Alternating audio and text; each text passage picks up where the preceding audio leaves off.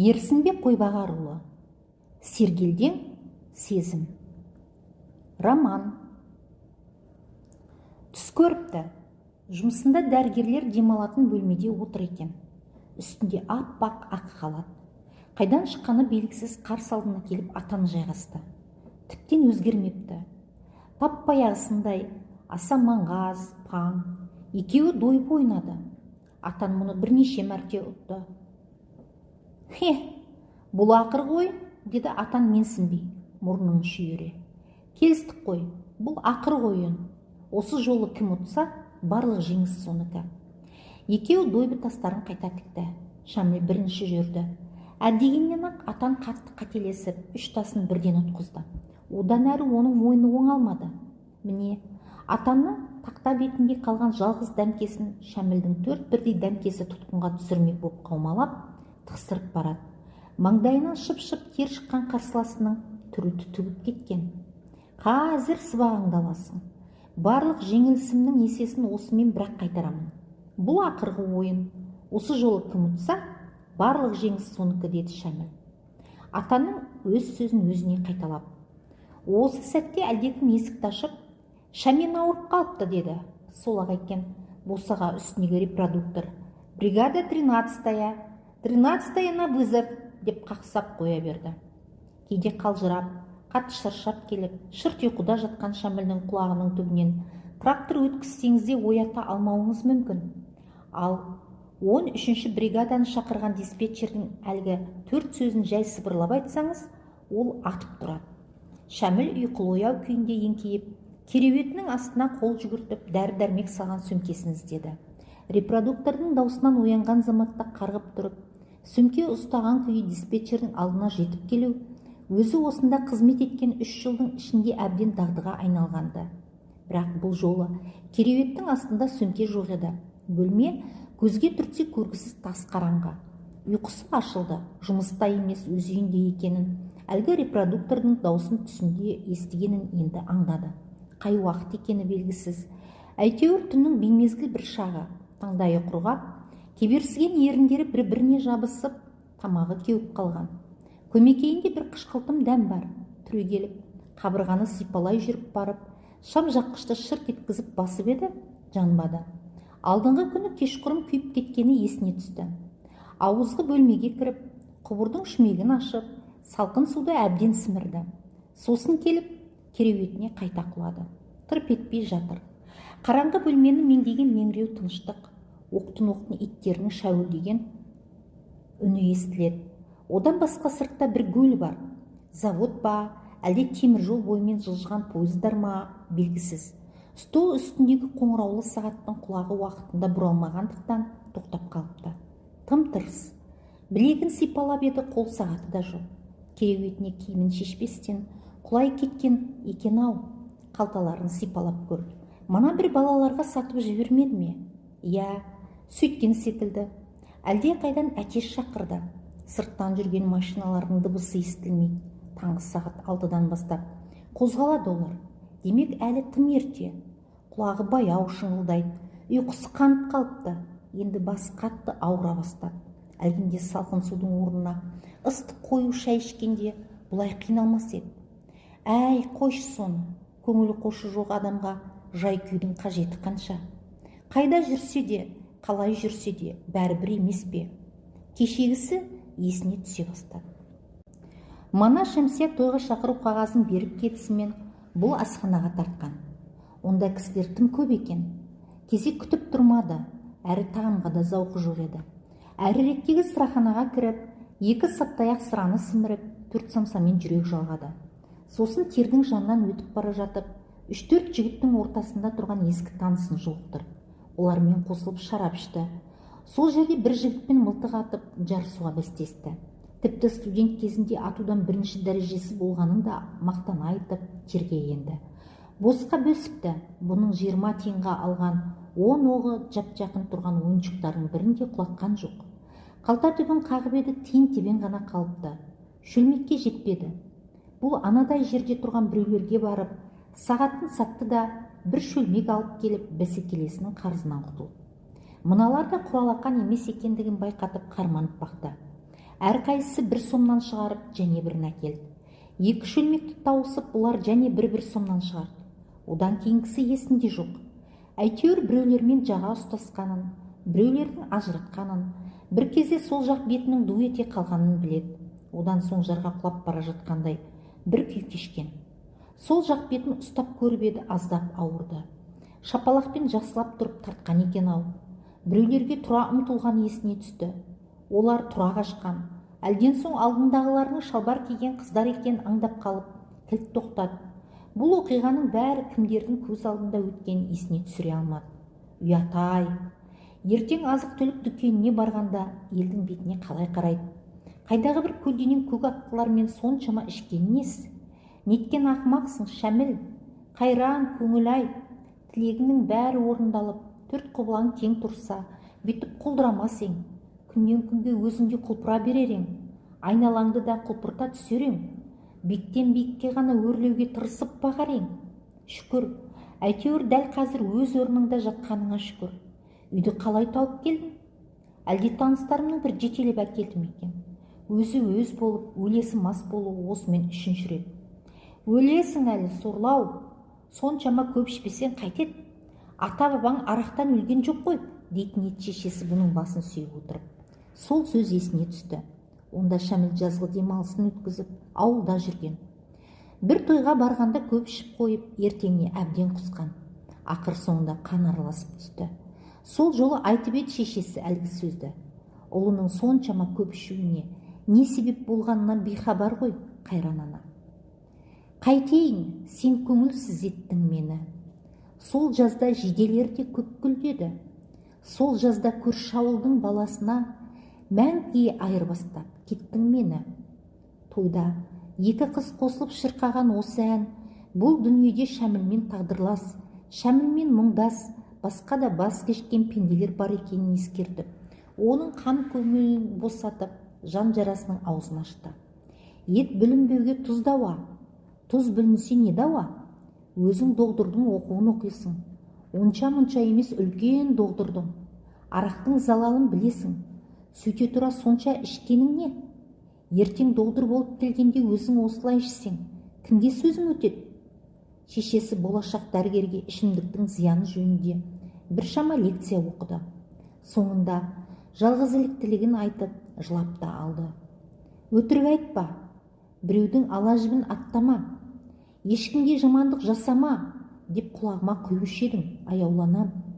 Алайда басқалар мен сияқты адал болмады. Көңіліме қаяу түсір, адамдарға сенімімді жоғалт, өмірден түңілдір. Бірақ та оны сіз білмейсіз, мен айтпаймын, өз тәшвішімнің азабын өзім ғана тартқаным жөн. Шәміл соңғы курста оқып жүргенде қарт шешесі кенеттен дүние салды. Қазір әй дейтін әже, қой дейтін қожа жоқ. Кейде қара басын қалқиып, жеке дара жүргенің де жақсы секілді бір жағынан. Не істесең де ешкімге тауқыметің түспейді. Шәміл қайта ұйқыға кетті. Қайта түс көрді.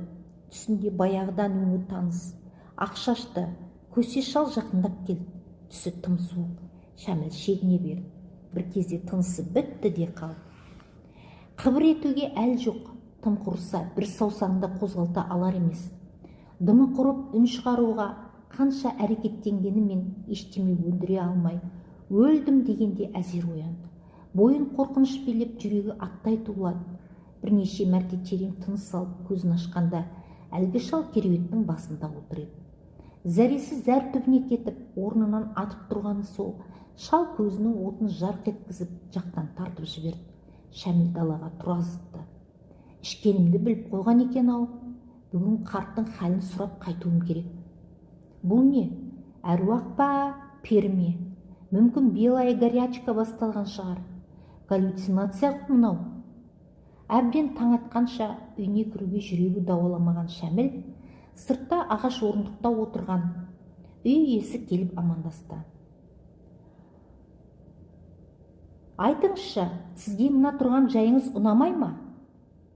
Ұнамаса, мына өзіміз тұрған үлкен үйден бір бөлме босатып берейік. Жоқ, тұрған жерім жақсы. Кеше сіз аулаға кірген бойда қолжуғыштың астаушасын бар пәрменіңізбен бір тептіңіз. Содан дәретханаға барар жолда итті әбден балағаттадыңыз. Мені кешіріңіз, кеше көп ішіп қойыппын. Сіздер туралы менде жаман ой жоқ. Пәтерім өзіме ұнайды. Кешіріңіз, менікі мастық қой, ендігәрі өйтпеймін. Үй иесінің арқасынан қағып, қолын алып, қайта-қайта кешірім өтініп, әзер дегенде өкпесін қайтарды. Бөлмесіне кіріп, примусты жағып, шай қойды. Басы сынып кететіндей қатты ауырып тұр еді. Дәрі ішсе қайтер екен? Шәменмен танысуына фельдшер Катяның сөзімен айтқанда, сол бір дурная ночь себеп болды. Кезекшілікті енді ғана қабылдап, дәрігерлер бөлмесінде кітап оқып отырған. Бірі кетіп, бірі келіп жатқан бригадалар. Бұларға да кезек келді. Босаға үстіндегі репродуктор «Бригада 13-я на вызов» деп сарнап берді. Шәміл жалма-жан кереуеттің астындағы сөмкені жұлып алып, жылдам басып келіп, диспетчердің әйнегінен үңілді.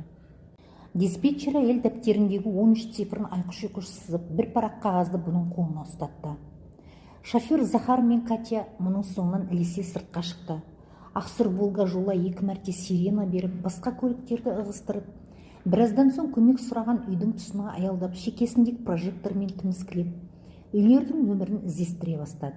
Ол емес. Прожекторын сөндірместен біраз алға жүріп барып тоқтағаны сол еді.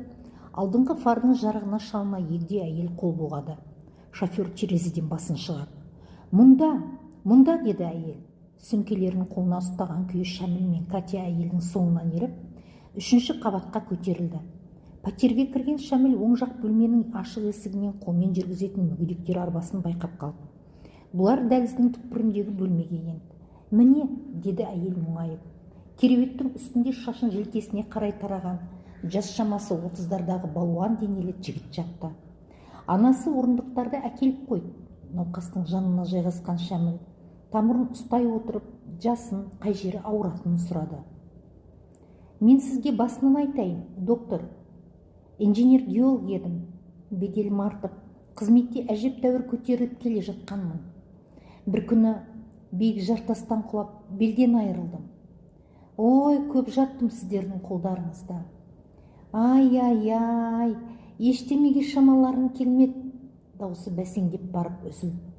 Көзін жұмып, жүрек тұсын ұстап, бір-екі күрсінді де тынысын тез-тез ала бастады. «Ойбай, өлетін болды, өліп барады». Шешесі байбалам салды. Науқастың жүрегін тыңдап көріп, Шәміл аса бір өзгерісті байқамады. Қан қысымы да қалпында. Науқас демін әрең алып, қорылға басып, еріндерін ақ көбікке малып жүріп кете берді. «Кардиамин, платифилин, промедель». Катя әп-сәтте-ақ дәрілерді науқастың қол-қарына жіберді. «Оттегі керек». Оттегіні жібергенше аурудың тынысы дұрысталып өңі кірді. Жайымен көзін ашып, солғын жанарын төбедегі бір нүктеден алмай біраз жатты. Құдайға шүкір. Шәміл сүлгімен науқастың ернін сүртті. Өкпе, жүрегін қайта тыңдап, еш кінәрат таппады. Мынадай қиналысына қарағанда, соғуы дұрыс болғанымен жүректе бір мүкіс бар секілді. Катя оттегі беретін аппаратты алып кіргенде науқас кірпігін серпіп бері бұрылды. Рахмет сіздерге. Көп рахмет, деді ол күрсіне. Сағанда рахмет, әпкетай. Қолың қандай жеңіл еді. Сендер болмасаңдар, әлде қашан өліп қалар едім. Өлуі де, тірілуі де оп-оңай не пәле бұл. Бұған да тәубе. Дұрыстап қойдыңыз ғой. Мен әлгі әңгімемді жалғастырайын. Дәрігерлер жолын кетсе, ештеңе істей алмайды екен. Белден айырылған соң 2 аяғым сал болып қалды. Менде еркекті не қылсын? Әйелін тастап кетті. Сөзін доғарып, биіктегі шамға бақырая қарап, біраз жатты да қайта үн қатты. Мен жап-жаспын, доктор, жап-жаспын. Не бәрі 32-демін. Күніме жарап отырған мына шешем. Бұл өлсе, мына түріммен кімге керекпін мен? Кемсеңдеп, жылап қоя беріп, қолын жүрек тұсына апарды. Қайта тынысы тарыла бастады.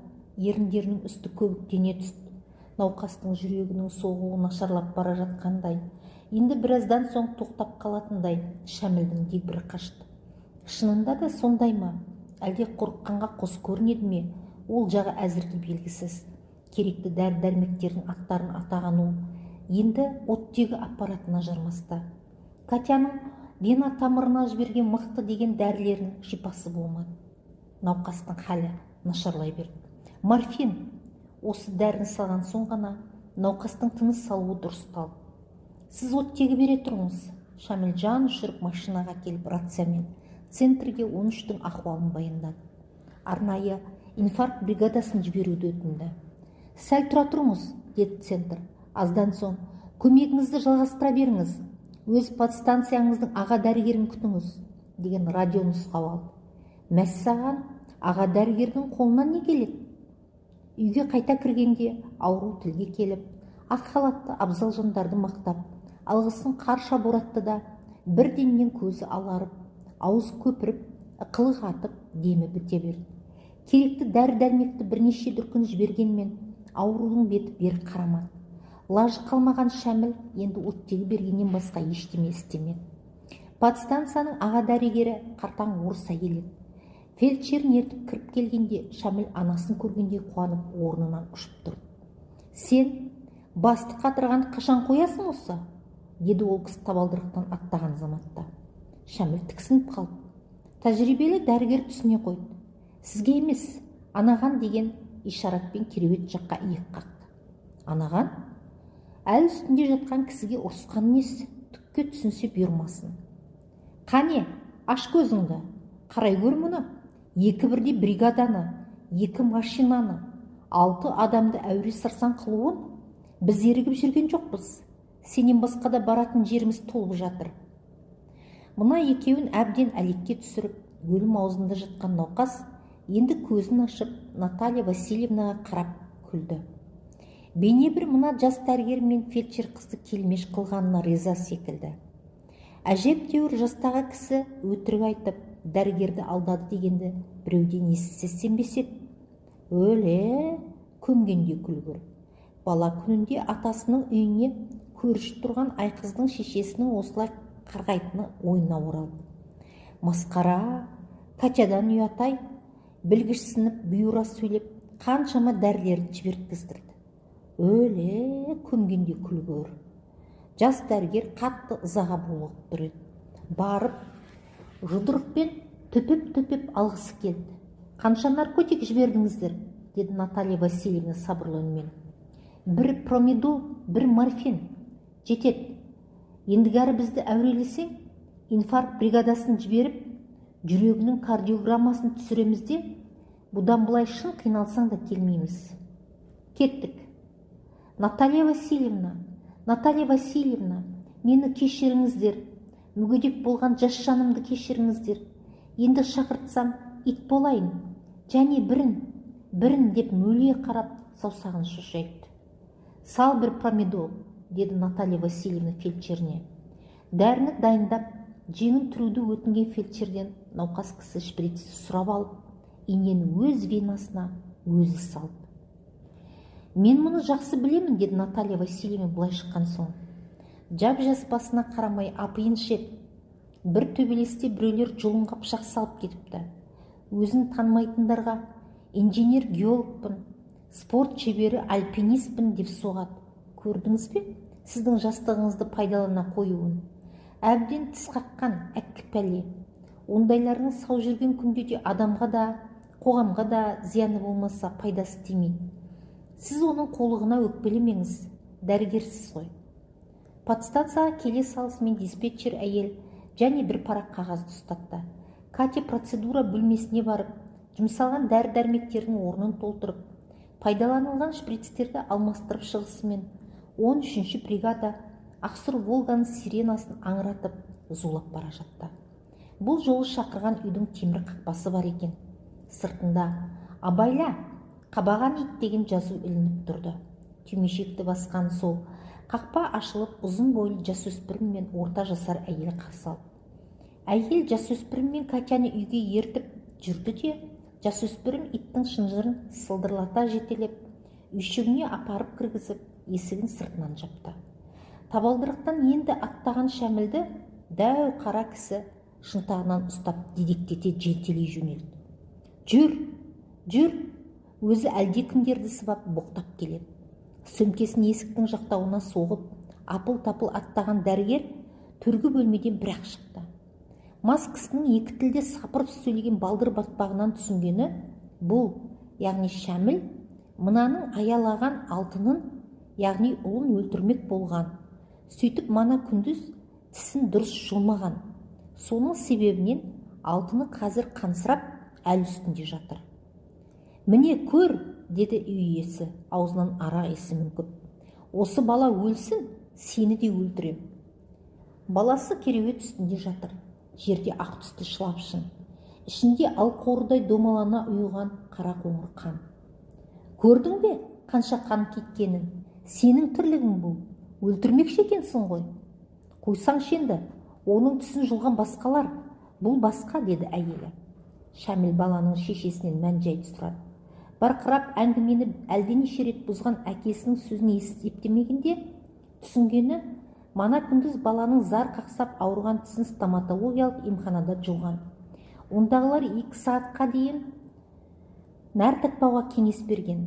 Тіләзір бала 2 сағатқа шыдамай жасырып әрдемені жеп қойған. Одан бері 6 сағат өтті. Бүлінген дәнеме жоқ. Жедел жәрдем шақырудың қажеті шамалы екенін түсінеді. Алайда әлгінде ішіп келген әкесі менің алтыным өлетін болыпты. Сендер тектен-текке қол қусырып отырсыңдар деп үйде соғыс ашты. Сондықтан да үйдегі бейбітшілікті сақтау саясатымен бұлар лажсыз жедел жәрдемді шақырды. Шәміл баланы тексеріп көріп, жұлынған тістің орнына ізге қатқан мұз қабыршағындай болып жұқа жылтыр перде керіліпті. Жүрек соғуы, қан қысымы қалпында. Қорқынышты ештеңе жоқ, деді Шәміл. Қазір бәрі жақсы. Не деді? Әкесі тұра ұмтылды. Папа, перестань, деп жасөспірім араға түсті. Сен егерде баланы ауруханаға апарып, жатқызып, дұрыстап емдеп шығармасаң, әкесі әр сөзін нықтап, аузынан ақ елтіріп көгет жығып, боқтап, түкірігі шашырап, жұдырығын Шәмілдің иегінің астына тақап тұрып сөйлеп. Мына мен тап сені. Ғық, алақанының қырымен Шәмілдің кеңірдегін көлденең сызды. Менде 1000 жылдан бері ала алмай жүрген кегі бардай ғой мұны нәнелетінің. Тарт қолыңды, хватит издеваться надо мной. Осы басынғаның да жетеді. Тіреп тұрған аспаныңды тастап жіберсең де, тап қазір дапталаңды шығарамын. Солай ма? 2 мәрте сілтенген жұдырықты Шәміл тегізбек. Жан даусы шыққан Катя сөмкесін түсіріп алып, анау араға түскен әйелін кеудеге бір түйді де арқасындағы бөлмеге лып етіп кіріп, сала құлаш пышақ кезеніп қайта шықты. Әйелі мен баласы баж етіп қарасын жоғалтты. Шәміл оның пышақ сермеген қолын білектен қағып жіберіп, іштен бір тепті. Ауру бала да бір жаққа зып берген екен. Әкесі ішін ұстаған күйі оның бос кереуетіне отырып қалды. Шәміл едендегі пышақты әрірек теуіп үлгергені сол, қатты соққыдан ұшып түсті. Анау орындықпен ұрғанша бұл сырғып аунап кетіп атып тұрды. Сілтенген орындықтың бір аяғынан ұстап алып, аз текетірестен соң қарсыласының бір бүйіріне сытылып шығып, жұдырықпен төпеп жіберді. Анау жерге сылқ түсті. Енді не істерін білмеген Шәміл жан-жағына қарады. Катя шоферді шақырып үлгеріпті. Қолында манчурек аталатын кеспелтек темір ұстаған Захар.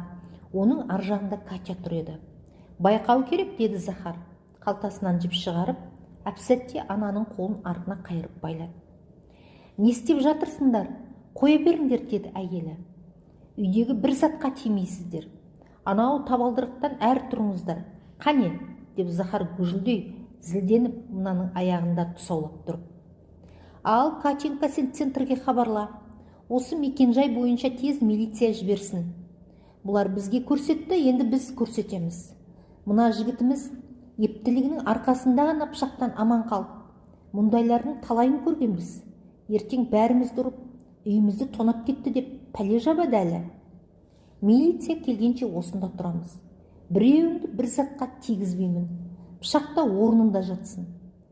Милицияның шақырмауын өтініп, жата жалынған әйеліне де, есін жиып кешірім сұраған күйеуінің сөзіне де Захар илікпек. Кетейікші, босатайықшы мынаны, деп сыбырлады Шәміл. Жоқ, Ертең мыналар бәле жапқанда ақтала алмай қаламыз. Милиционерлер келіп, бұлар түсініктеме берген соң ғана 13 центрге өзінің бос екенін хабарлады. Маған центрді беріңізші, рацияны беріңізші, деді Катя жыламсырап. Рацияны қолына алған ол. Центр, төбелес кезінде барлық шприцтерді сындырып алдық, деді кемсеңдеп.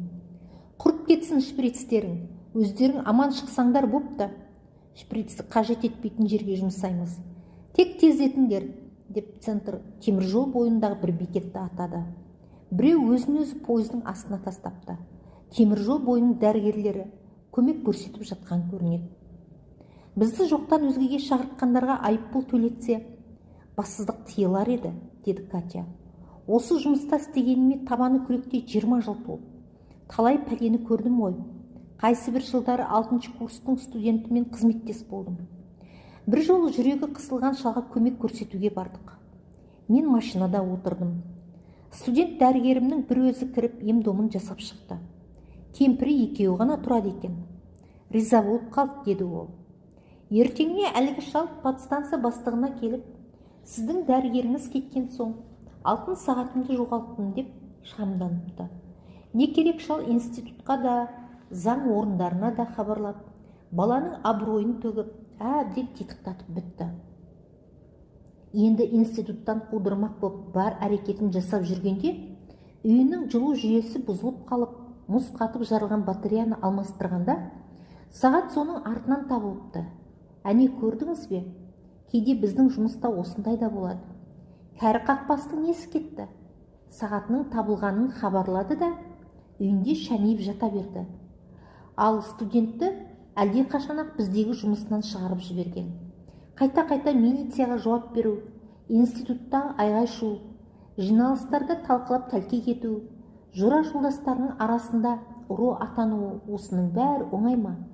Шал сағаты табылғанын хабарлаудан бір күн бұрын нақақтан күйген жас маман жатақхана әжетханасының ішінде өзін-өзі асып қойыпты. Өте бір өңді, сұлу жігіт, аса кішіпейіл, жылуарлы жантұғын.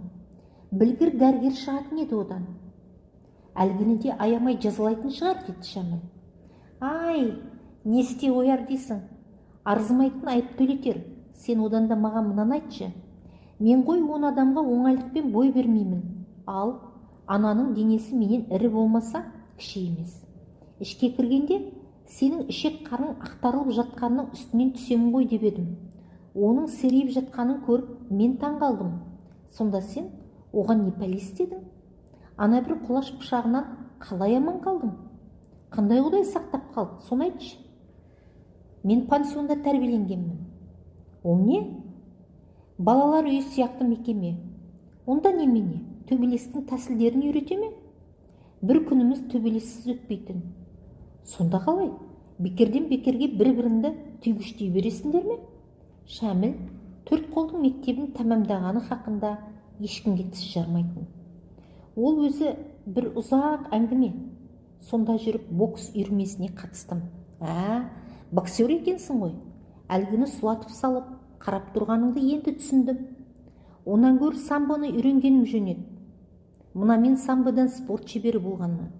Әлгінің аяқ қолын матағанымызға не дейсің? Онымен қашанға алса бересің? Бір жерін зақымдап алса пәлеге қаласың. Әйелі тәуір адам екен. Келіп жұлса кетсе, немесе өзіне жұла берсе, не істейсің? 13-ші бригада таңғы 4-ке дейін тыным тапқан жоқ. Барған жерінің бәрінен, Катяның сөзімен айтқанда, с приключением қайтып жүрді.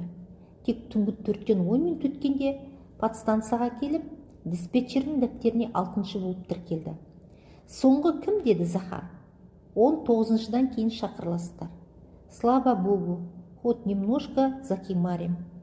Шәміл дәрігерлер демалатын бөлмеге келіп, өз кереуетінің үстіне құлай кетті де, лезде ұйықтап қалды. Әрбір 10-15 минутта репродуктор барқырап бригадаларды шақырады. Жедел жәрдемдегілер өз бригадаларын атамаса, басқаны шақырғанға оянбайтын әдеті бар. Шәміл бірер сағаттан соң ғана бригада 13-я на вызов деген дауыстан оянып, сөмкесін көтеріп диспетчерге келді. Ыстығы асыпты, деді диспетчер әйел. көмекке шақырған кісінің аты жөні, мекен жайы, шақыру себебі жазылған қағазды ұстатып. Сіз демала беріңіз, мен ақ барып келейін. Температура дейді ғой, деді жанында көзін уқалап, ұйқысын аша алмай тұрған Катяға. Ол рахметін айтып сөмкесін Шәмілге қалдырып кетті. Шақыру карточкасында көрсетілген пәтердің есігін үстіне қызыл шибарқыт халат киген бойжеткен ашты. Басын тұмшалап орап алыпты. Ернін жыбыр еткізіп әзер амандасты. Дәрігерді шағын бөлмеге алып кіріп орындық ұсынды. Өзі кереуетке отыра кетті. Денем от болып күйіп барады, сүйегім сырқырайды, көзіме әрдеме елестейді, қорқамын. Басым, қос қолымен шекесін басты. Қыздың жүрегі тым жиі соғып тұрды. Ыстығы 39 градусты көрсетті. Тамақ бездері ісініпті. Баспа ғой, қашан ауырдыңыз? Кеше түсте балмұздақ жеп едім. Артынша денем түршіге берді. Үйіңізде қандай дәрі-дәрмектер бар? Білмеймін. Мына қораптың іші дәріге толы. Алититринді біреуден, этазолды екеуден, тәулігіне 4 рет, аспиринді біреуден 3 рет ішіңіз. Ертең телімдік дәрігерді шақыртыңыз, көрсін. Мүмкін бюллетен ашар. Мен телімдік дәрігерді қалай шақыртуды білмеймін. Мұнда жақында келдім. Әлі жұмысқа тұрған жоқпын. Сонда мына үйдің иесі қайда? Апам мен жездем кішкене балаларын алып елге кеткен. Енді 3 аптадан соң келеді. Мамандығыңыз не? Кітапханашымын. Суық нәрсені ішіп жүрмеңіз. Ертең 03-ке және телефон соғайын. Өзіңіз қайта көріп кетсеңізші. Шәміл жымиды. Бұрын соңды ауырып көрмеген жан ғой мынау. Дәрігерлердің қызметінен тым бейхабар екен. Кейде үлкен адамның айдан анық нәрсені білмеуі жұртта күлгірсіген секілденеді.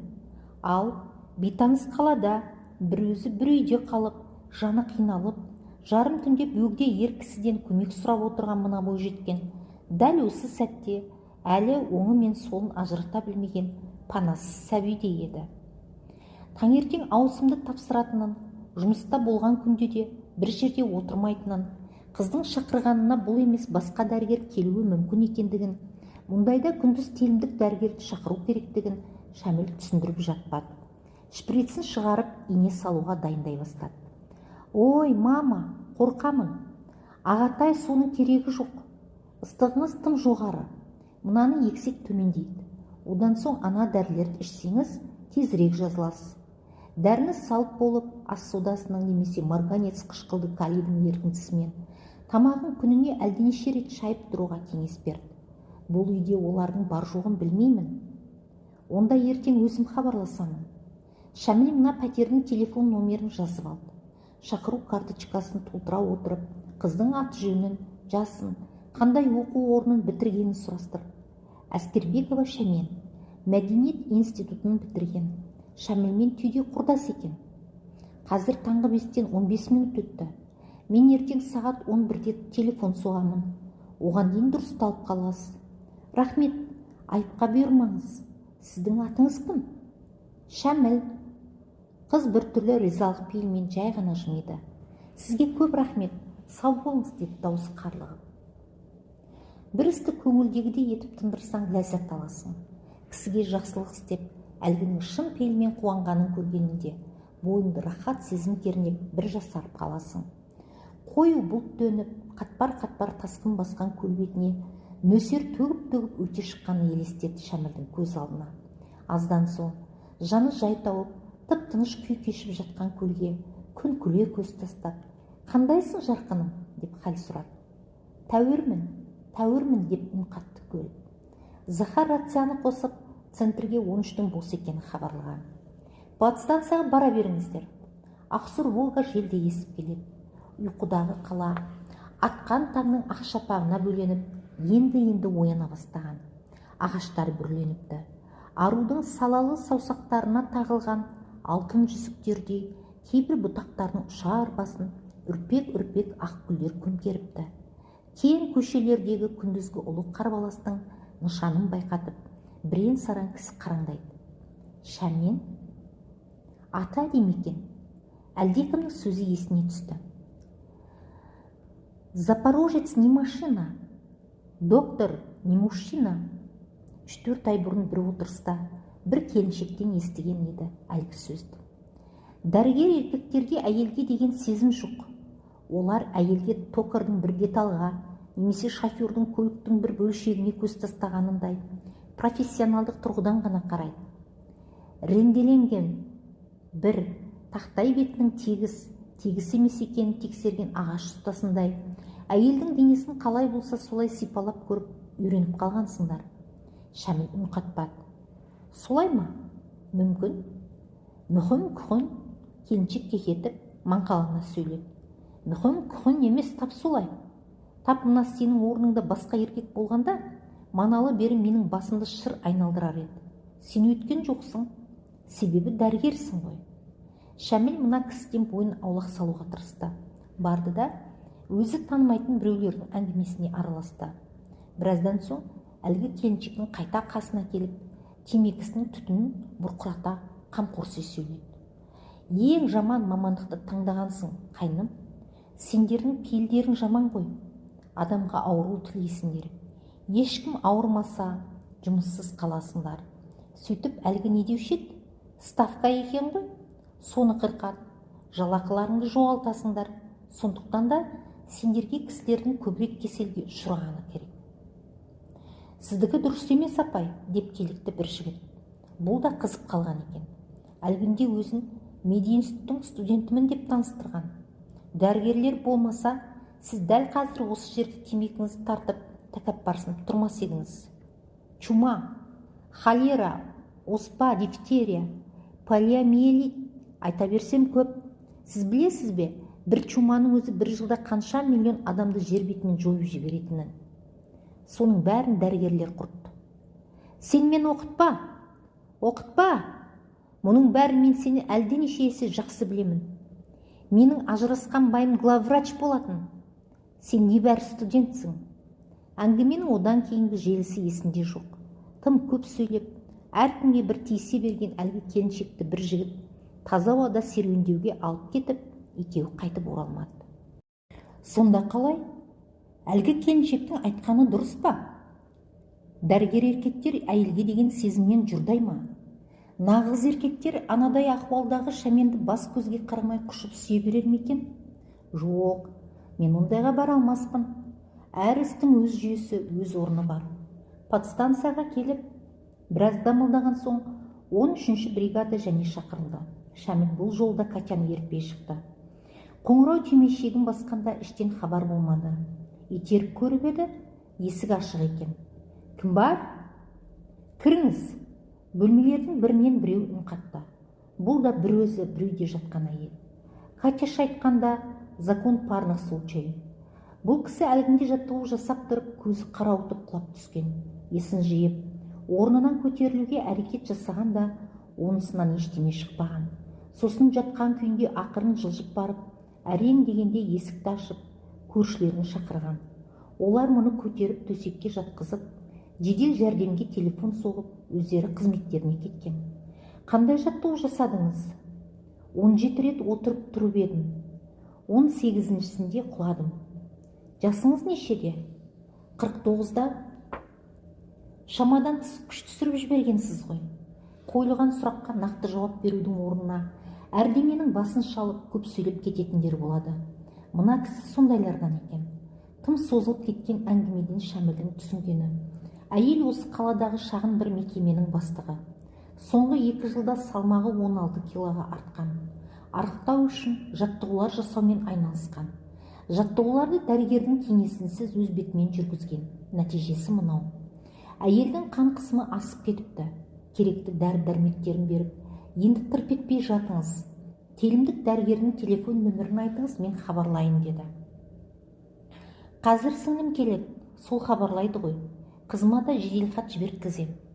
Шақыру карточкасын толтырып отырғанда, әйел өзінің бір кездері Астрахан мединститутында 2 жыл оқып, кейін оны тастап кеткенін, сол жылдары бірге оқығандар бұл күнде профессор екенін, Албырт жақтағы аға тісіне қатты өкінетінін айтып, көз жасын сығып алды. Өткен өтті ғой, сізге көп қамығу зиян. Қазіргі жағдайыңыздың жақсаруын ойлаңыз.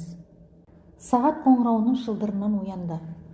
Ұйқысы қанық, бірақ денесі дел-сал. Төсектен тұрғысы келмеді. Түнгі оқиғалар есіне түсті. Сіздің арқаңызда жақсы тыныктым, рахмет, деп еді Катя, күндізгі бригадаға ауысымды өткізіп тұр. Неткен тынышсыз түн еді. Дурная ночь. Тамақтануға да уақыт болмады. Айтпа. Подстанциядағы бір ауысымда 28 бригада жұмыс істеу керек. Ал бізде үнемі 17-18. Ең көбі 20 бригада іске шығады. Қашан көрсең, 10 шақты жедел жәрдем көлігі бұзылып жатады. Олардың жұмысын қоса атқарамыз. Сонда не демекшісің, деді Захар. Әлгі көліктерді жөндеп, іске қоссын. Жөндей алмайды екен, жаңадан жедел жәрдем көліктері сатылып алынсын. Немесе біздің артық істегенімізге қосымша жалақы төленсін. Подстанция меңгерушісінің алдына осы мәселені қою керек. Бұл туралы әлдеқашан айтылған. Амал не? Біздің бастық түгілі одан жоғарыдағылар да ештеме істей алмай отыр. Шамил үйіне келгенде сағат тілі 9-дан асқан еді. Үй дегені біреудің жалға берген времянкасы. Кіре берістегі бөлмесі тар, онда пеш пен қол жуғыш бар. Одан басқа шағын стол мен тоңазытқыш әрең сыйып тұр. Үй иесі времянканы кезінде моншаға арнап салған екен. Кейіннен жалға беріп, пәтерші ұстағанды тиімді деп тауыпты. Әрдайым түнгі ауысымнан шаршап, ұйқы құштап шығатын. Ал бұл жол қатты жүрегі сазып тұрды. Себебі түнде нәр татпаған. Жұмыс арасында тәулік бойы үзіліссіз істейтін теміржол депосының асханасына бір сәтке кіріп, лезде тамақтанып шығатын. Оған кеше мұрша болмады. Жуынып шайынып, аздап жүрек жалғап алып ұйқыға кетті. Оянғанда уақыт күндізгі 2 екен. Телефон автоматтан Шаминге хабарласты. Біраз дұрыспын, бірақ денем түршіге береді. Және бір көріп кетіңізші, деді қыз қарлығыңқы дауыспен. Жарайды, мен аздан соң барамын. Асханаға барар жолда шалды кезіктірді. Ол жалғызсырағанда Шамилмен тілдескісі келгенде кәдуілгі орнында азық-түлік дүкені жанындағы қос қарағаштың арасына бекітілген тақтайдың үстінде аппақ қудай болып отыратын. Асханаға жүріп, бірге тамақтануын өтінді. Шал Шамилді асханаға жібермей, өз үйіне ертіп апарып, өзі пісірген тамақпен күтетін. Ал тамақ алдында шал аузы ашылған коньяктың түр-түрін дастарханға қойып, қалағаныңнан өзіңе құйып іш деп, өзі оймақтай рюмканы толтырып, 2 рет тастайтын. Сосын рюмканы қайтып қолға алмайтын. Шамил кейде шалды генерал деп әзілдейтін. Оған себеп, бір жолы шалдың үйінен ұзына бойы 2 шетін қызыл жолақпен жектеген шалбар көрген. Ал әлгі шал генералдар, әскери адамдар хақында бұрын соңды ләм-мим деп жұмған аузын ашқан емес. Ол тіпті зейнетке шыққанға дейінгі қызметі жөнінде де ештеме айтпайтын. Жолдас генерал, менімен бірге жүріп тамақтануыңызды өтінемін. Жоқ, мәртебелім, сен мені үгіттеме, жүр үйге. Қашанғы сіздің асыңызды іше береміз, біздің де тағамды ішейік те. Бұл сөзіңнің жаны бар. Мәртебелім, сенің асыңды ішемін, бірақ асханадан әпергеніңді емес, үйде дайындап шақырсаң. Ал қазір үйге жүр. Көп отырып қаламыз ғой, жолдас генерал. Біреуді үйіне барып, көріп қайтуым керек еді. Жүрсейші, барасың әлі. Бәлсінгенді жаратпаймын осы. Шал бұл жолы Шамилді көп ұстаған жоқ. Сыбағаларын төңкеріп салып, жұмыртқа қосылып қуырылған картошканы жеп отырғанда шалдың айтқаны. Асханадан тамақ ішуге дағдыланба, тәртібі жоқ. Ыдыс-аяқтарын таза жумайды. Кейде біреуден қалған тамақты қайта ыстып бере салатынын талай байқағанмын. Тердің жанындағы сыраханадан сыра ішкісі келсе де, Шамил өзін-өзі тежеді. Әлгі 2 рюмка коньяктың үстіне мынаны ішсе жарамас. Әрі ауру қызды көруге барады емес пе? Аптекаға соғып, дәрі-дәрмектер сатып алып, оны сөмкесінің тыңдауышпен шприц жатқан қалтасына мұқияттап салып, трамвайға отырды. Қыз тұрған үйдің тұсына жеткенде біртүрлі абыржу сезінді. Қыздың ауырғаны сылтауратып, әдейіге келе жатқан жоқ па осы? Бүлінгеннен бүлдіргі алма. Шешесі осы сөзді үнемі айтып отырушы еді. Қайдағы бүлінген? Қайдағы бүлдіргі? Қайдағы сылтау? Бүлінген ештеме жоқ, бәрі орнында. Есік ашылғанда күле сөйлеп көзінде нұр ойнаған Шаминді танымай абдырап қалды. Кіріңіз. Сіз бе едіңіз?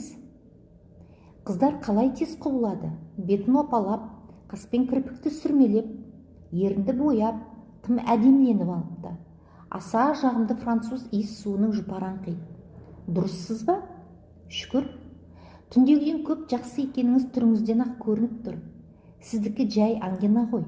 Қиналуыңыздың себебі ыстығыңыз тым көтеріліп кеткен. Бірақ тамақ баспасымен ойнамау керек. Күтінбесе ол аса күрделі кеселге ұрындырады. Апырай, әзірше сіздің кеңесіңізді бұлжытпай орындап тұрамын. Әлсін-әлсін арқам түршігіп, басым ауыра беретінін еліктеп, тамақ бездеріңізді ірің шалған. Бәрі сол баспадан.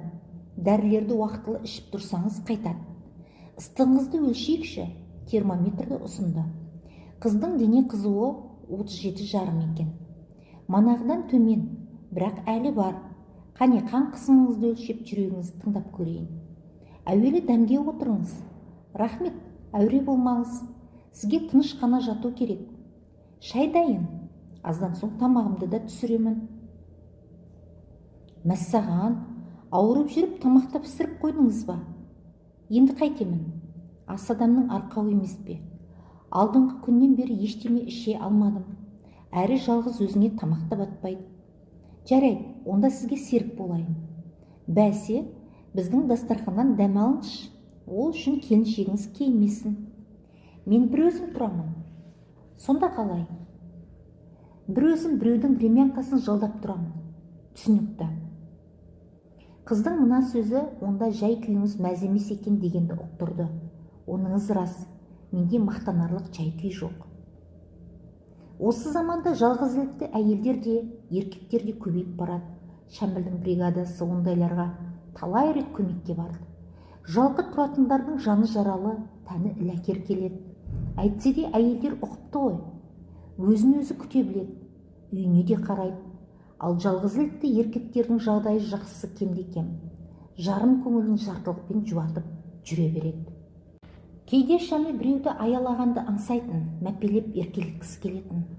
Бар күш-жігеріңді аямай бір адамның басына бақыт орната алсаң, ондай адамның бар екендігі сені де бақытқа кенелтетін хақ. Бірақ сезімің оянбаса да, әркімге бір жағым сақтанып, әлгіндей тірліктерге бару, өзіңді өзің алдаумен тең. Көз бояушылық, босқа тер төгу. Екеуі көп әңгімелесті, ұзақ сырласты. Аракідік астарлы әзіл қалжыңды да тілге тиек етіп, әдемі күлкіге ырық берісті. Әңгіме қыза түскен сайын Шәмілдің шері тарқап, жаны жадырады. Ішқұсалықтан арылып, бойы сергіп, аса бір жеңіл де жайлы күй кешті. Қыздың түр-тұрпаты да, биязы мінезімен дүние талғамы да Шәмілге ұнады. Тағамы қандай дәмдеді? Кеште түсті. Сізге дәрі ішетін мезгіл болды. Мен қаныңызды өлшейін де қайтайын, деді Шәміл бір мезетте. Жүріңіз. Шәмен жатын бөлмеге енді. Кереуеттің үстіне шалқадан жатқан қыздың аппақ кеудесіне фонендоскоп қойған Шәмілдің көзі оның отты жанарымен қарпысты. Аспанда сонау галактиканың бір төрінде қаңғып жүрген астероид күн орбитасына кездейсоқ еніп қалғанда, оның пәленбай мың градус ыстығына шыдай алмай, қып-қызыл от болып жанып, құлай жөнелетінін оқып еді бір кітаптан.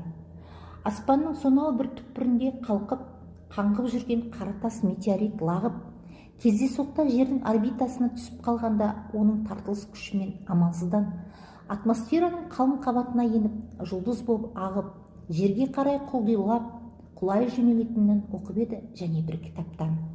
Шәмсияның ертеңгі асын ішіп, енді жұмысқа баруға жиналып жатқан Шәміл: «Сен ауырмасаң аса ажарлы, тым әдемі екенсің», деді. «Сен келіп тұрсаң, мен ешқашанда ауырмаймын. Бұдан да ажарлана, құлпыра түсемін». Шәміл қыздың ернінен өбіп қоштасты. «Ауысымнан қашан шығасыз?» «Ертең осы уақытта. Өзің ешқайда кетіп қалмайсың ба?»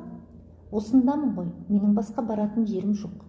Көшеге шыққан соң Шәміл өз үстіндегі 5 қабат үйге көз тастады. «Катя, сен дұрыс айттың. Сол бір түн шынымен ақ тым тынышсыз өтіп еді. Бірақ түннің бәрі тынышсыз емес екен». Кешеден бері Шәмилмен өткізген сәттері түс сияқты елестеді. Бірақ түс сияқты елестеп, мол қызыққа кенелтетін тәтті сәттерден қорқады Шәміл. Иә, қорқады. Тым қатты қорқады. кенет көңілі сетінеп өзегі өртенді. Мына жұмыр жердің бетіндегі тірі пенделердің біріне ерте, біріне кеш, біріне көктен, біріне жерден кездесетін ғажайып ғаламаттар бар. Ол сенің біреуге ғашық болуың, басқа ортада, саған бейтаныс үйде өскен сыры беймәлім біреуге оянған махаббатың. Осы бір ұлы сезімнің ақ пердесін ашып, өмір сахнасына шықтың ба? Енді базарыңнан көр. Асылына жолықсаң махаббат бақытың, арманың өмірің, адассаң сорың, азабың, өлімің. Шәміл де бір кезде әлгі ғажайып ғаламатқа тап болды да, құдды аспандағы жұлдызды жарқыратып, төсіне тағып жүргенде күйкеш дау сонда. Қыздың аты Таңару еді. Шәміл оны өлердей сүйді. Ол бұл оның алғашқы махаббаты тұғын. Екеуі 2 жыл бойы бірге жүріп тұрды. Күнде ертемен ұйқыдан оянған сәтте ойына Таңару түсетін. Таңару, өзінің ғана Таңаруы, аяулы махаббаты, адал жары, мәңгілік қимас жан серігі бар екенін есіне алып, қуанышқа бөленіп, өзін шексіз бақытты сезінетін. Таңаруға деген осы бір киелі сезім үнемі қажымас қайрат, таусылмас жігер беріп, құлшындырып, әрдайым биіктерге ғана жетелейтін. Кейде арайлап атқан таң шапағының шұғыла шашып көтерілген күнді күтіп алып, осынау бір ұлы шырағданмен тайталаса, шолпыдай жарқыраған шолпан жұлдызымен бір сәтке сыр шертісетін. Сен менің таңға аруымсың, таң шолпанымсың, жаныма жарық беріп, өміріме нұр себелейтін бақытымның жұлдызысың, дейтін Шәміл. Ылайым солай болғай, дейді шолпан жұлдызы Шәмілге қарап, жымың қағып. Күн сәулесі бүркемелеген шымылдықтың тасасына жасырынып жатып. Білем, еркелейсің, назданасың, күн сәулесімен тұтасып, күнге айналып кеттің. Бірақ бәрібір, дәл қазір мен сенің қайда екеніңді білемін. Сен енді адам кейпіне түсіп, төсегіңнен енді тұрып таранып отырсың. Түс қайта екеуміз кездесеміз. Содан сен қашан жұлдызға айналғаныңша, екеуміз бірге қыдырамыз. Бізге бәрі таңдана қарасады, күле сөйлейді, ейле сәлемдеседі, тау біткен аласарып, өзен біткен арнасын тарылтып жол береді. Өйткені біз екеуміз ғана бақыттымыз бұл дүниеде. Иә, екеуі түс ауа сабақтан соң жолығатын, кейде түнді ашық аспанның астында өткізетін. Ана алтын айды сен таққан алқа десем, мына шыпырлаған санның жұлдыздар мойныңдағы меруерт емес пе? Енді біраздан кейін күн атты ұлы жарықтың құшағына енбейміз бе екеуміз? Енді бірер жылдан соң өмір атты ұлы жолға түсіп, қиырларға сапар шекпейміз бе екеуміз, дейтін Шәміл қызға. Ылайым солай болғай, деп аруай сыпырлай үн қататын. Ылайым солай болғай, деп шу ете түсетін аспандағы бүткіл жұлдыз біткен. Ылайым солай болғай, қастерлеген аяулы Таңаруын бірақ түнде жоғалтты Шәміл. Содан бері шолпан жұлдызы мұның басына қайта тумай-ақ қойды. Алматының кіші станица дейтін жерінде пәтер жалдап тұратын досы, әрі жерлесі Зият туған күнін атап өткен сол бір түнді бұл еш уақытта да ұмыта алмақ емес. Сол кеште Зият пен Шәмілдің тамыр таныстарының ішінде бұларға бейтаныс Атан деген жігіт отырды. Бір досының жерлесі екен. Кептердің қоразындай кекірейіп, өзін тәкаппар, паң ұстап, кейде маңғаздана, ырғала, басын шұлғи сөйлеп, менсінбеген кейіппен «хе» деп пысқырынатыны бар. Мына жігіттің бар болмысы өмірінде бірде-бір рет мұңаймай, төрт құбыласы тең өскен біреу екендігін аңғартқандай. Сөзге шебер, мысқылшыл пәле екен. Алғаш танысқан сәтте-ақ Атанның Таңаруға тесіле қарап қалғанын аңдаған еді Шәміл. Менің досым Шәміл, бірге оқимыз. Жанындағы әдемі қыз, оның досы Таңару, деп таныстырды Зият. Зиятпен бірге оқысаңыз, Мединстан екенсіз ғой, деді Атам біраздан соң. Иә. Атыңыз татарша екен. Хе. Шешем татардың қызы. Осы қазақтың еркектері басқа ұлттан қатын алса, бала-шағасын қатынының ұлтына өткізіп жіберетіні жаман. Әлгі не деуші еді? МТС-пін, то есть метиспін деңіз. Шәміл кекесінді жақтырмай, шамдана, зілді үн қатты. түсінігіңіздің жеткен дәрежесінде түсініңіз. Кешіріңіз, әзіл ғой, онда тұрған не бар дейсің? Кешті күліп ойнап, көңілді өткізу үшін келдік емес пе? Таңшолпан деген атты естіген едім. Таңаруды бірінші естуім. Тым тамаша есім екен. Сіз де медиксіз бе? Сыпайы жымиды. Жоқ, болашақ сауда қызметкерімін. Охо, мамандықтың көкесі сіздікі екен. Жігіттер, қыздар. Асаба әңгімені бөлді. Бәріміз бір-бірімізді танимыз. Біраздан бері талай кештерді бірге өткізіп жүрміз. Бүгін біздің арамызға бірінші рет қосылып отырған қонағымыз бар. Әзірше кіші ғылыми қызметкер, жуырда аспирантураға аттанбақ. Әрине, біз оның болашақ академик екендігіне кәміл сенеміз. Енді Зияттың туған күніне арнап, осы атан өз тілегін айтсын. Атан ырғала, орнынан әрең көтеріліп, тамағын кенеп нықтай сөйледі. Жолдастар, байқауымша, мына отырған жігіттердің дені медиктер екен. Ал қыздардың арасында медик еместері де бар көрінеді. Әзілдеп сөйлесем айып етпейсіздер. Мамандығым медик болмағандықтан өзімізді әлген еместердің қатарына қосып, соларды жақын тұтып, әуелі соларға біршама кеңес бермекпін. Зеке, сізге тілегімді сәл кейінірек айтамын. Кешіріңіз, мына медик жігіттердің осы бастан тізгінін қаттырақ ұстамасаңыздар, бұлардікі аса бір қолайсыз мамандық. Кезекшілікте қалдым деп, күнәра ауруханада түнейтіні бар. Сосын бұлармен ғұмыр бойы жұбын жазбайтын медсестра деген көмекшілері болады. Мед дегеннің аудармасы бал екені белгілі. Бал деген түбірі ғана. Әр жағында балқия, балғын, балжан, балнұр, балауса, балзия, қалаберді Валя дегендері және бар. Осылармен достасуға өз басым жүрексінер едім. Ал кейбір жүрегінің түгі бар қыздарға құлақ қағысым, осы бастан ойланыңыздар. Әзіл ғой, көңілдеріңізге тимесін. Ол сөзінің соңында Зиятқа тілектер айтып, стақанды қағып салды. Басқалар дән риза. Қол шапалақталды, ішуі де ерекше өзінің. Өзгелерге ұқсап кеңірдеген бүлкілдеп отырмай, бір қасық суды күбіге құйғандай, бір стақан арақты лақ еткізіп, өңешіне төңкере салды. Жұрт мәз-мейрам.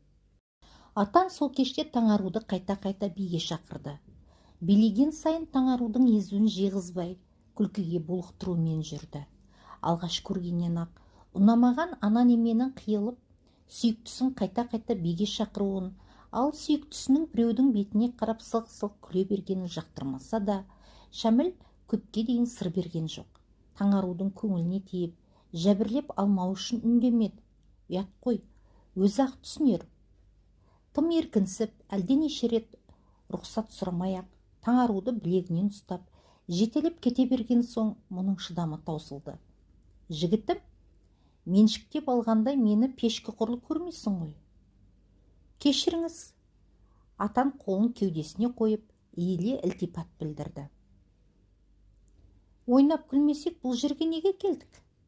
Таңару атанның манағы сөзін қайталап кейді. Шәміл өзінің мына қылығына қатты өкінді.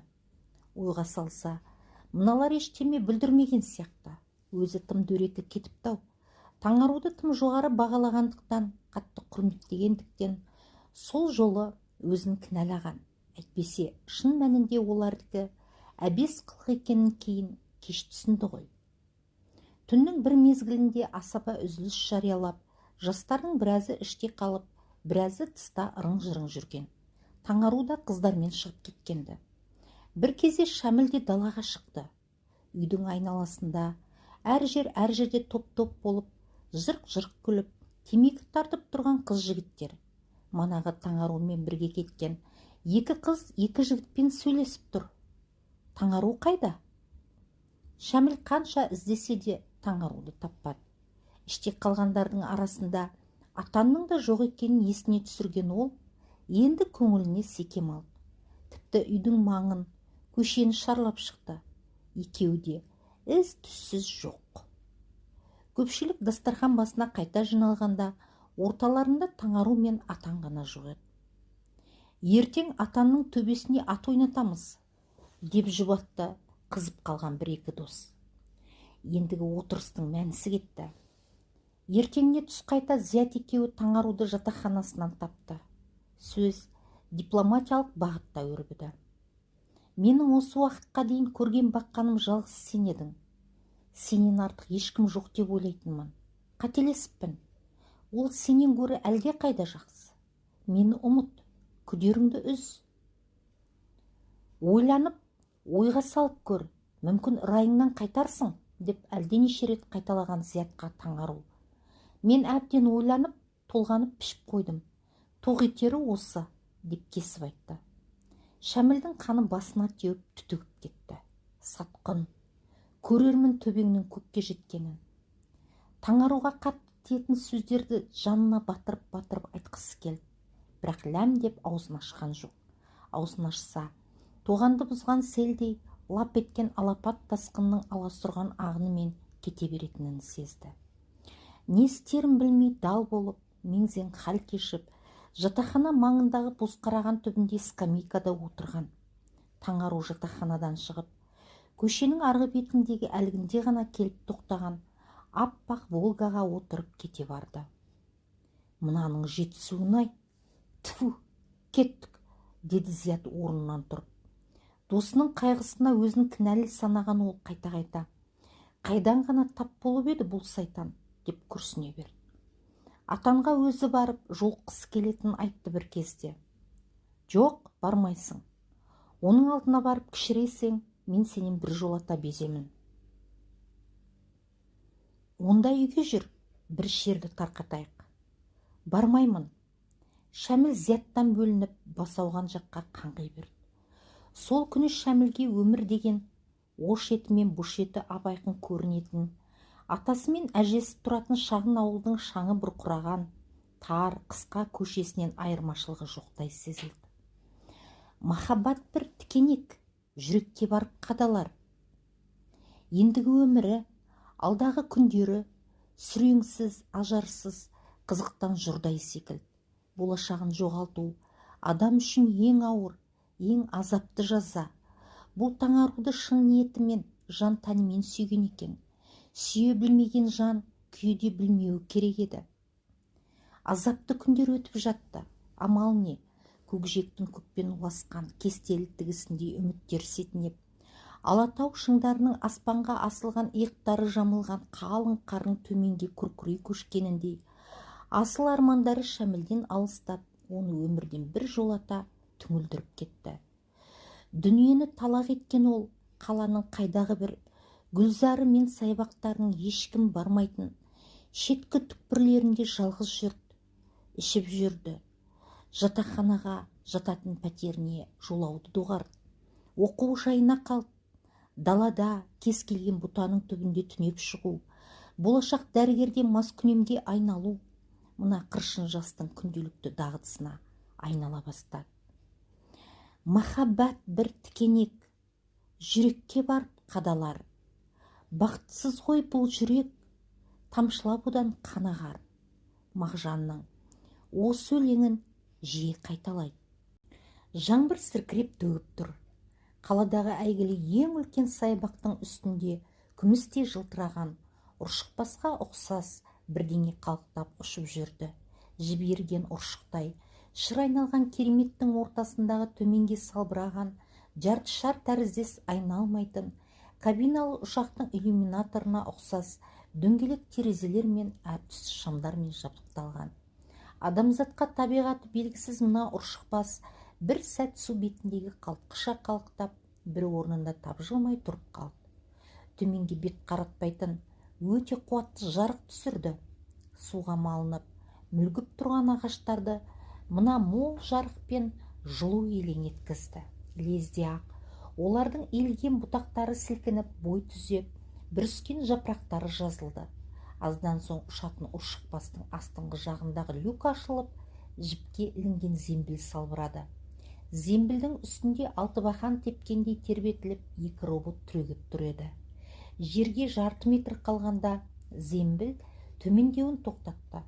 Бойы 3 метрге жуық алып роботтар ебедейсіз ырғалып құрбан етіп барып, бұта түбінде етпетінен сұлап жатқан адамды қуыршақ құрлы көрмей, көтеріп әкеліп зембілге жатқызды.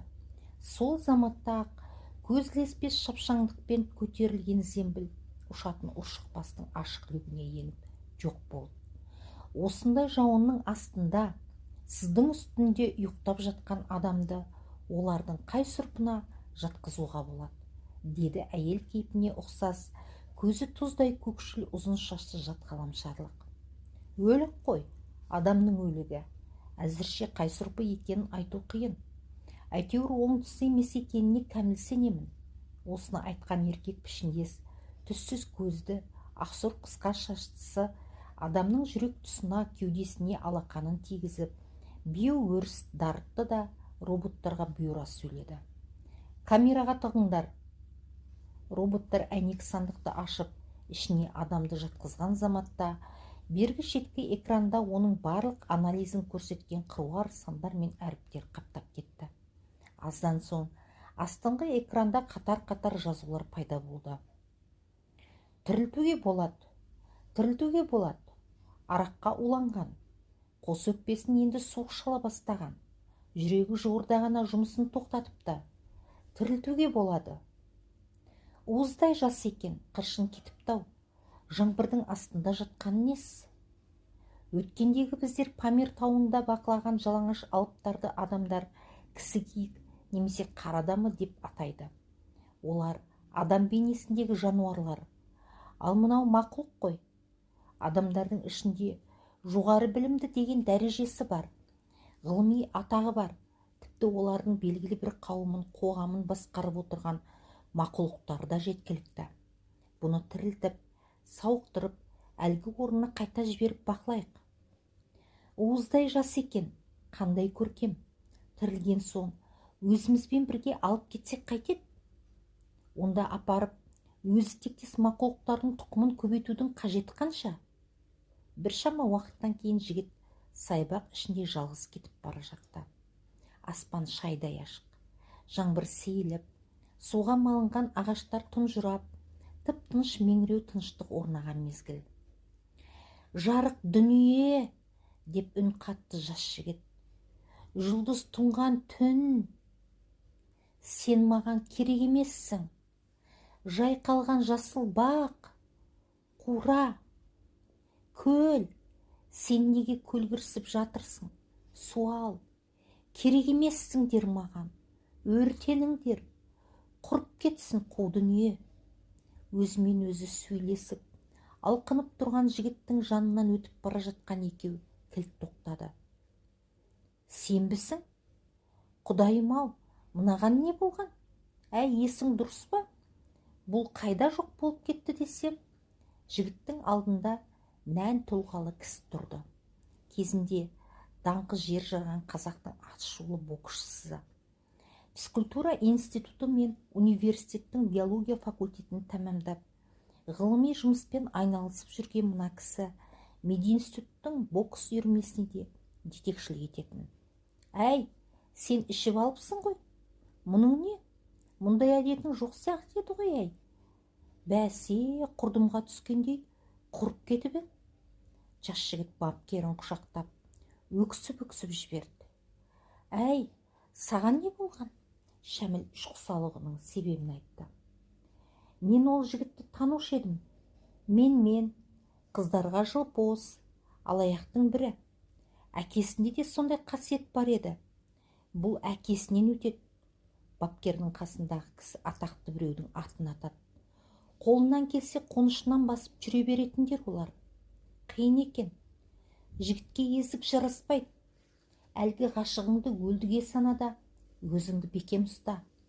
Жаттығудан қалмай келіп тұр. Шәміл әлгінде ғана ана екі кісі шыққан ресторанға қарай бет алды. Аузына келгенді бұлапыттап, еркек әйелі аралас топ бұған қарай жүгірді.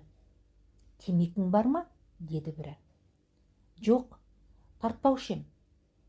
Еркек емес екенсің. Шәміл үндемей өтіп кетті. Біздің адамдар өте мәдениетті ғой. Ас ішіп отырып та бұғауызды суша сапыра береді. Менің де оңып тұрғаным шамалы, маскүнемге айналып барам. Ертеңім не болар екен? Әттең дүние-ай. Анау тағы да ішпекші, деп хабарлады жердегі робот. Көріп тұрмыз, деді жоғарыдағылар. Мақұлық дейсіңдер. Мынау періштедей пәк, жаны нәзік адам ғой. Ғашығы басқа біреуге кетіп қалған. Басқаша айтқанда, басқа біреу ғашығының басын шыр айналдырып, арбап әкетіп қалған.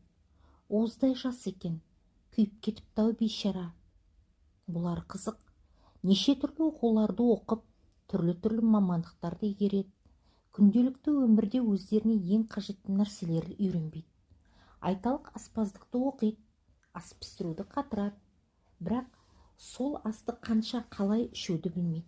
Сондықтан да бұлардың арасында шектен тыс семіздер көп. Үйленуге, дүрілдетіп той жасауға, үйін жиһазға толтыруға шебер-ақ. Сөйте тұра, жыныстық қатынастың қағидаларынан құралақан. Өздері дүниеге келтірген сәбилерін қайтып күтіп, баптауды білмейді. Ана жаса да, мединститутта оқыса да, махаббат психологиясын, махаббат теориясын оны өмірде қолдануды игермеген. Жеке басының эгоизмін жеңе алмай, арақпен достасып, азап кешіп жүрсі әне. Уыздай жас екен. Өледі әлі бүйтіп жүр. Өрімдей ау, өрімдей. Өзімізбен бірге ала кетсек қайтеді? Адамға ғашық болып қалғаннан саумысың? Әкету қиын емес. Әуелі мұның басқа да қасиеттерін бақылайық. Рестораннан тәлтіректеп шыққан жас жігіт бау ішіндегі скамейканың біріне құлай кетті. Екі робот оны зембілге салып алып, қайта биікке көтеріліп бара жатты. Әуеден зыңылдаған бір дыбыс естіліп, түсі әппақ, ұршық басқа ұқсас бірдеменің көкте қалқып, тез ұзап бара жатқанын көрген саябақтың қарауылдары аң-таң. «Летающая тарелка», деді орыс. «Ұшатын ұршықбас», деді қазақ. Сәскеде бірақ оянды. Пәтеріне қашан, қалай келгенін білмейді. Лайда малмандай киім-кешегі еденде ретсіз шашылып жатыр. Оянған сәтте таңару ойына түсіп, көңілі тағы құласып сала берді. Ішкісі келді. Ішсе жан жарасын сыздатқан азаптың ауруы бір сәт сайбыр табатынына дағдыланып барады. Қалта түбін қағып, қалған құтқан тиын тебенді үстел үстіне тастады. Жүрегі сазып тұр. Шкафта ашып, қатқан нанның үзігін суға малып қаужады. Күн көрудің де қамын жемеске лаж жоқ. Тірі адам тіршілік етуі керек. Бір күлше мен бір балық консервісіне жетеді деп. Кәрзеңкесін қолға ұстап көшеге шықты. Басы меңзең.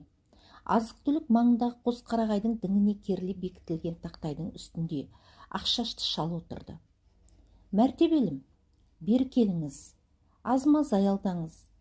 Мына менің қасыма отырып», деп тіл қатты. «Ахуалыңыз қалай? Басыңыз ауырып тұрау шамасы?» Шал аса бір ілтипатпен қол ұсынды. «Басымның ауырғанын қалай біліп тұр? Көріп келе бар ма? Сіз кеше қатты мас едіңіз. Аракідік сөзіңіз айнып тұрғанмен, қоғам өмір хақында өте өткір пікір айттыңыз. Жә, жүріңізші, мен анау үйдің екінші қабатында тұрамын. Жүріңіз, қысылмаңыз. Өзіңіз сияқты жалғызілікті жан екенімді кеше естідіңіз. Мәртебелім, кешегі кездескеніміз шынымен ақ есіңізде жоқ па?»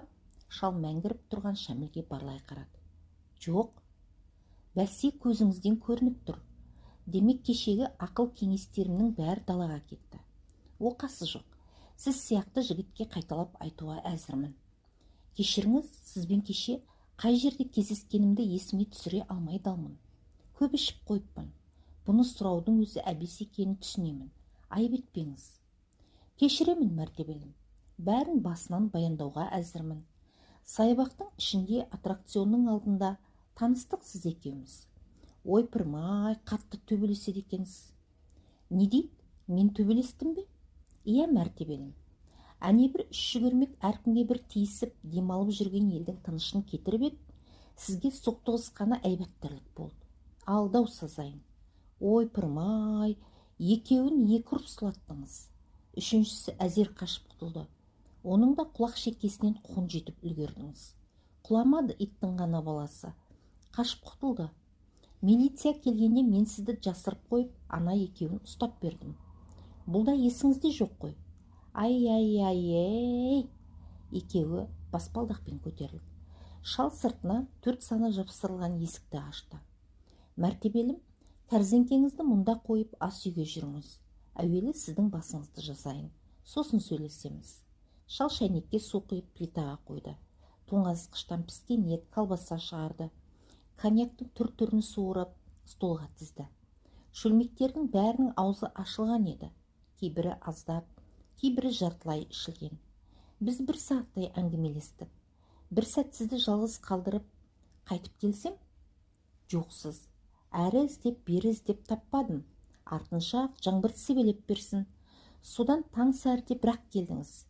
Үстіңіз малмандай су, балақтарыңыз балшықтығын. Қал деп едім, көнбедіңіз. Осы өзіміздің дүкеннің маңынан сізді бұрында көретінмін. Өзіңіз айтқан мекен-жайды қағазға жазып беріп, көрші екеніңізді ескертіп, жол кіресін төлеп, таксиге мінгізіп жібергенмін. Жақсылығыңызға рахмет, ақыңызды өтеймін. Керегі жоқ, ұсақ-түйек қой. Менің бір басыма зейнетақымның өзі жетіп артылады. Ал қарауылдықты жай жалықпау үшін, адамдармен сырласу үшін атқарамын. Сіздей жастарды жақсы көремін. Бірақ кешегідей қоғам хақында айтқан пікіріңізді менен басқа ешкім естімесін. Қоғам қайшылықтармен күресетін мезгіл әлі піскен жоқ, мәртебелім. Сіз кеше жан азабын тартып жүргеніңізді, дәрігерлік оқуды тастап, тіл факультетіне түсіп, ішімдікті біржолата қойып, жазушылыққа бой ұрғыңыз келетінін, бүгінгінің жастары жеңіл жүріске үйірсектеніп бара жатқанын, араққа салынып жүрген күндеріңіздегі өз ахуалыңызды ашық жазамын дедіңіз. Мен онда босқа тер төгетініңізді, ондай дүниенің жарыққа шықпайтынын, шыққан күнде де сіздің де шығармаңыздың да, шығарушының да басына қаралы күн туатынын ескерттім. Мәртебелім, біздің коммунистік қоғамда кемшілікті айтуға, жамандықты көптің алдына жайып салып көрсетуге жол жоқ. Өйтсеңіз басыңыз кетеді. Бәрі жақсы деп өтірік айтып жүре беруіңіз керек. Жезөкшелер мен маскүнемдер жайында роман жазамын деп бөстіңіз. Күлкілі. Бізде ондайлар жоқ деуіңіз керек. Бар болса да, күнделікті көріп жүрсеңіз де, әлгіндей деп жазғаныңыз жөн. Достоевскийдің нақұрысы, қылмыс пен жазасы және Горкийдің анасын жарыққа шығарып жүрген патшалық Ресейде де қазіргі біздегіге қарағанда көп еркіндік болғанын айттым сізге. Сіз, мәртебелім, мына оқуыңызды тастамаңыз. Саясат қиын нәрсе, ал дәрігер мына жұмыр жердің қай түкпірінде, қандай қоғамды бастан өткеріп отырған елде жүрсе де қызметін атқара береді. Айтпақшы, біз кеше ерлі-зайыптылар мен жалғызіліктер жайында да әңгімелестік. Ерлі-зайыпты екеу деген мажар арбаны қилы-қилы соқпақтармен сүйретіп келе жатқан қос өгіз. Өгіздің бірі ауырса немесе өлсе, бар ауыртпалық екіншісіне түседі. Сондықтан да ерлі-зайыптылар бірін-бірі қызғыштай қорғау тиіс. Ал өмірде қандай? Сырт көзге жақсы көрінгенмен үйлі баранды, үлгілі отбасы дегендердің дені бір-бірімен ылажсыз тұрып жатқандар, яғни бақытсыздар. Олар баяғыда-ақ ажырасып кетер еді. Бала-шағасын жетім қалдырғысы келмейді. Қызметтен қуылудан, партия билетінен айырылудан, жұрттың сөзіне ілігуден іркіледі. Одан басқа да көп себептердің салдарынан бірге тұра береді. Бірақ әлгілердің өмірі бірін-бірі егеулеп, ғұмыр бойы бір-бірінің жүйкесін жұқартумен өтеді. Дегенмен, мәртебелім, әркім өз баласын өзі ғана өсіргені дұрыс. Ал жалғызіліктілерге келетін болсақ, олардың бұл халге түсуінің өзі қилы-қилы. Арбаға жегуге жарамайтын өгіздер болады. Өз басым 3 рет үйлендім. Қазір ойға салып бақсам, алған жарымнан менің айтқанымнан шықпай, менің дегеніммен ғана жүріп тұруын талап етіппін. Оған кім шыдасын? Ол кезде күш-жігерім көп еді. Ал соңғысында алдыңғы тірліктерім үшін, яки жазықсыз жандарға үйленіп алып, босқа жәбірлеп қуып жібергенім үшін өзім жазаландым. Қалай дейсің бе? Бір жас келіншекпен отау тіктім. Ол менен торсықтай ұл тапты. Бірақ Келіншегім суық жүрісті, әрі безбүйрек болып шықты. Ұлымды қимасам да, амалсыздан ажырасуға мәжбүр болдым. Демек, өзімшіл еркектер бір өзі ғана ғұмыр кешуі керек. Ендеше, мен әлгі арбаға жегуге жарамайтын өгізбін. Жазылдыңыз ба? Манағыдан гөрі бетіңізге қан жүгіріп, реңіңіз кіріп қалды. Маған осы оймақта 2 рюмка жетеді. Бұдан артық ішкен емеспін. Ал сіз мәртебелім, және 1-2 мәрте құйып ішіңіз. Иә, сөйтіңіз, сіздей жігерлі, қайратты жас жігіттерді жақсы көремін. Айтпақшы, мәртебелім, жасыңыз нешеде? 21-де. Қандай бақыттысыз? Әрине, сүйе білу де, жан-жарыңның ойынан шығуы да бақыт. Оны жоғалту бақытсыздық. Сіздің күйіңіздің мәнісін түсінемін. Алайда мәртебелім, біле білсеңіз, жалындаған жастықтың өзі, сіз сияқты 4 мүшесі сап-сау, сымбатты жігіт болып жүрудің өзі теңдесі жоқ дүние. Дені сау қайыршы, ауру корольден бақытты деген Короленканың сөзі бар. Кеше сіз жалғыздығыңызды айтып жылап алдыңыз. Жалғыздық жас кезіңізде ештеңе емес. Қартайғанда, қараусыз қалғанда жаман. Ал мына мен бар ғой, мәртебелім. Өзіме өзім қарай алмайтын ахуалға түссем, не істейтінімді білесіз бе? Шал орнынан тұрып, асханадан шығып кетіп еді, сәлден соң қолына пистолет ұстап кірді. Міне мәртебелім, мені бар азаптан құтқаратын осы. Қақ шекеме тақаймын да пұқ еткізем. Шал пистолеттің ұңғысын сүйіп қойнына тықты. Әбден жазылдыңыз ба мәртебелім? Иә, рахмет сізге. Миыңызды қатырдым білем. Өзіңізде жастарды жақсы көрем. Мен де бала кезімде сіздей сымбатты һәм күшті едім. Келіңізші, бір ауық бауырыма басайын. Шал Шәмілді құшақтап жібермеді. Бетінен иіскеп, маңдайынан сүйді. Барыңыз енді, бара қойыңыз мәртебелім. Мынаны ала кетіңіз. Студентсіз ғой, менің пенсиямның өзі бір үйлі жанға былайынан жетерлік. 50 сомдық көк қағазды ұсынды. Шашы да, қасы да әппақ, тірі әруақтың ақ кірпіктерінде мөлдір тамшылар ілулі тұрды.